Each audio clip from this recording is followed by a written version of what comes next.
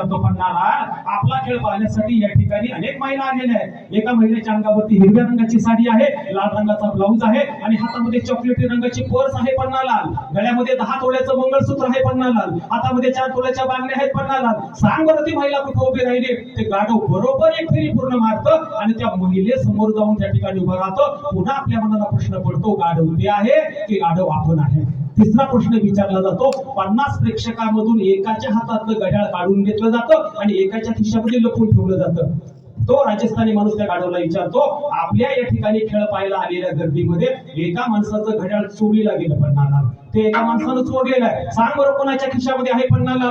म्हणजे आपल्या 50 लोकांच्या समोर ज्या खिशामध्ये ठेवलेलं असतं त्याच्या समोर ते गाढव बरोबर जातं, थांबतं. आपण सगळेजण टाळ्या वाजवतो. पुन्हा आपल्याला वाटतं गाढव ते आहे की गाढव आपण आहे? गाढवाला नेमकं हे कसं काय कळतं? आता याच्यातला पुढचा भाग लक्षात घ्या. 1 तासाचा खेळ असतो, 10 मिनिटाचा खेळ असतो, 50 लोक एकत्र येतात, 20 रुपये तिकीट असते. 10 मिनिटामध्ये गाढव 1000 कमवतो, 1 तासामध्ये गाढव 6000 कमवतो आणि 2 तासामध्ये गाढव 12000 रुपये कमवतो. कोण?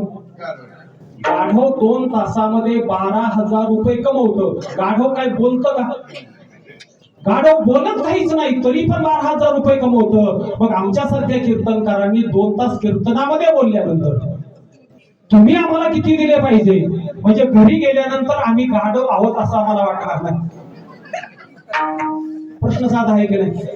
गाढव जर 2 तासामध्ये 12000 रुपये कमवत असेल तर आपल्याला तुम्ही किती दिले म्हणजे आम्ही गाढव असं वाटणार नाही. हा विचार फक्त सांप्रत स्थितीमध्ये करा, संतुलन राखण्याचा प्रयत्न करा. हीच खऱ्या अर्थानं वारकरी संप्रदायाची दीक्षा आपल्या अंतःकरणामध्ये ठेवा आणि हाच सुंदर भाव घेऊन तुम्ही घरी गेला तर निश्चितपणानं माझ्या कीर्तनातला तात्विक भाव तुमच्या लक्षात आला असं म्हटलं तर या ठिकाणी अतिशयोक्ती होणार नाही.